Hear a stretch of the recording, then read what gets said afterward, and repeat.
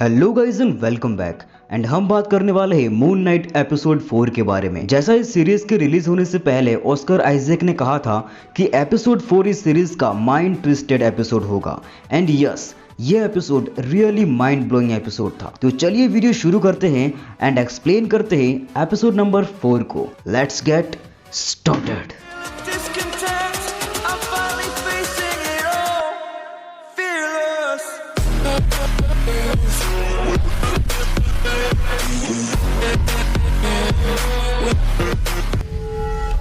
तो इस एपिसोड की शुरुआत इजिप्शियन पिरामिड के अंदर से होती है, जहां हम देखते हैं कि मून नाइट को रूल्स वायलेट करने के लिए एक उशाप्ती या कहे एक छोटी सी मूर्ति के अंदर कैद करके बाकी डेड गॉड्स के साथ में रखा जा रहा है। अगले सीन में हम लायला एंड स्टीवन को देखते हैं, सिंस अब उन्हें मून गॉड से एमिट के टॉम की लोकेशन पता है, बट अनफॉर्चुनेटली स्टीवन के पास में अब मून नाइट की पावर्स नहीं रही हैं, बट स्टिल वो वहां से सीधा पहुंचते हैं पिरामिड। अब यहाँ पर आर्थर हैरो पहले से ही आ चुका है एंड ये देखकर लायला स्टीवन से कहती है कि मुन्ना, हमें मार्क की जरूरत पड़ेगी और तुम्हें उसे अपनी बॉडी का कंट्रोल दे देना चाहिए। बट स्टीवन कहता है डोंट वरी, अपन सब हैंडल कर लेगा। अब यहाँ वो दोनों आर्थर हैरो के पीछे पिरामिड में जाते हैं, लेकिन दूसरे रास्ते से। बट इससे पहले कि वो पिरामिड के अंदर जाए, हमें ये सीन देखने को मिलता है and it was expected, because पिछले एपिसोड से ही हमें पता लग गया था कि लैला मार्क को नहीं बल्कि स्टीवन को मजनू बनाने की चाह रखती है। खैर, अब वो दोनों पिरामिड के अंदर जा चुके हैं and they are searching for Ammit's tomb. इस बीच उन्हें एक और इजिप्शियन गॉड हॉरस के ट्रेस मिलते हैं एंड सिंस जहां वो खड़े हैं वहां से 6 रास्ते जा रहे हैं and they don't know which way to go. But Steven अपने इजिप्शियन माइथोलॉजी नॉलेज की बदौलत आई ऑफ हॉरस का एक सिंबल बनाता है, जो दर्शाती है 6 सेंसेस को: thoughts, site, hearing, sense, touch and tongue. यहाँ पर उन्हें एक और बात पता चलती है कि एमिट की जो उशाप्ती है जिसके अंदर उसे कैद करके रखा गया है, वो एक फेरोन किंग के टॉम्ब के अंदर रखी हुई है।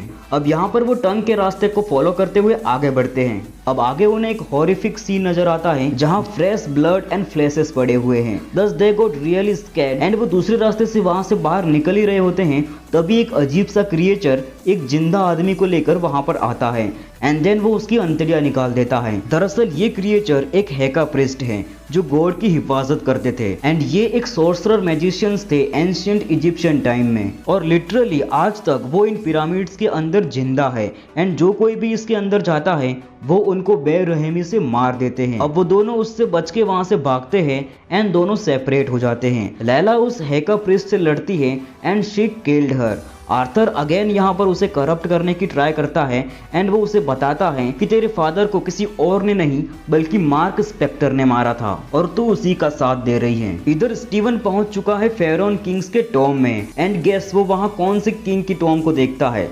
Alexander the great. एंड यही था एमिट का फर्स्ट अवतार। एंड एमिट को जिस उसाप्ती के अंदर कैद करके रखा गया था वो अलेक्जेंडर द ग्रेट के गले में छुपा रखी होती है। स्टीवन के दिमाग की बत्ती जलती है कि अलेक्जेंडर ही एमिट की वॉइस था, सो वो डालता है उसके गले में हाथ और निकालता है एमिट की उशाप्ती को। तभी वहां पर लैला आती है एंड ऑफ कोर्स उसे मार्क से बात करनी होती है, सो स्टीवन अपनी बॉडी का कंट्रोल मार्क को दे देता है। मार्क उससे कहता है कि मैंने तेरे बाप को नहीं मारा है। तभी वहां आ जाता है आर्थर हैरो। मार्क उठाता है अलेक्जेंडर द ग्रेट की एक्स को एंड बूम बाम, और यहाँ literally Arthur Harrow Mark Spector को गोली मार देता है एंड मिस्ट्री बिगिंस हियर। अब हम मार्क स्पेक्टर को एक मेंटल हॉस्पिटल में देखते हैं एंड उसकी हालत बहुत ही ज्यादा खराब है एंड उसके पास एक मून नाइट का एक्शन फिगर भी है। इट मीन्स कि इस टाइम में टॉयज कंपनीज ने मून नाइट गॉड के एक्शन फिगर बनाना भी शुरू कर दिया है। यहाँ पर जो डॉक्टर मार्क स्पेक्टर का इलाज कर रहा होता है वो और कोई नहीं बल्कि आर्थर हैरो होता है एंड ये देखकर मार्क स्पेक्टर वहां से भागता है।